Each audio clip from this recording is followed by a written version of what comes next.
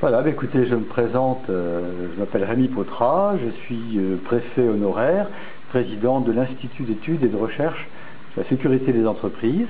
et je suis depuis très longtemps passionné par les questions de gestion de l'information utile aux acteurs économiques, qu'on appelle plus communément l'intelligence économique, encore que ce terme parfois fasse un peu peur. Mais je pense qu'aujourd'hui, effectivement, c'est une pratique dont on n'a plus besoin que jamais dans la période de crise, parce que l'intelligence économique, qu'est-ce que c'est au fond? C'est trois éléments fondamentaux de la veille, c'est-à-dire s'intéresser à l'environnement concurrentiel dans lequel on est, de la sécurité économique, protéger son patrimoine en particulier, et puis de l'influence, du lobbying. Et ces éléments-là, malheureusement, s'agissant de notre pays, s'agissant de la France,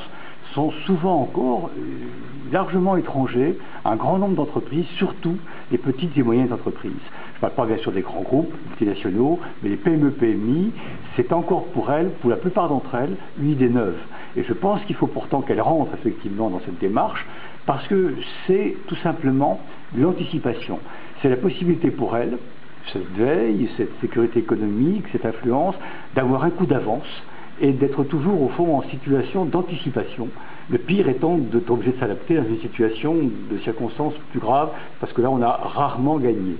Donc nos entreprises, effectivement nos PME et PMI, doivent faire un effort aujourd'hui pour rentrer dans cette pratique, comme on dit, cette pratique managériale, et investir dans la gestion de l'information.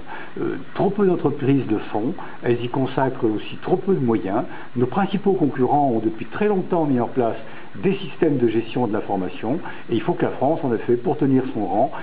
elle-même fasse un effort très important d'organisation, à la fois bien sûr de l'intelligence économique au niveau central, mais surtout de diffusion dans les territoires, dans le tissu économique, dans les petites et moyennes entreprises, de cette pratique qui est vraiment plus qu'adaptée à la crise, car c'est encore une fois non seulement des moyens de sortir, mais les moyens d'anticiper dans un environnement concurrentiel qui est de plus en plus dur.